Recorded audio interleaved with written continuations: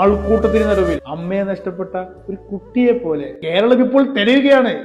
അതെ, പിണറായി വിജയൻ ഉണ്ടായിരുന്നെങ്കിലോ?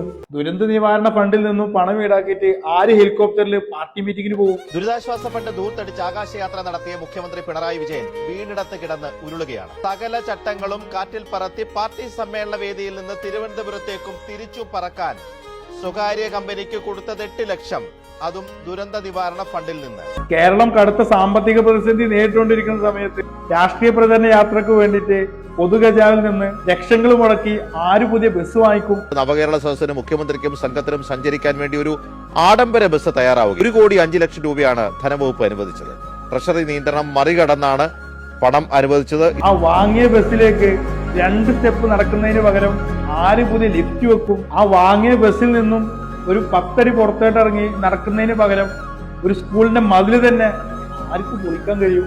നവകേരള സദസ്സിനായി വീണ്ടും സ്കൂളുകളുടെ മതിൽ പൊളിക്കാൻ നിർദ്ദേശം. എറണാകുളം പെരുമ്പാവൂരിലും പറവൂരിലുമാണ് മതിൽ പൊളിക്കാൻ നിർദ്ദേശം നൽകിയത്. അതെ, പിണറായി വിജയൻ ഉണ്ടായിരുന്നെങ്കിലോ?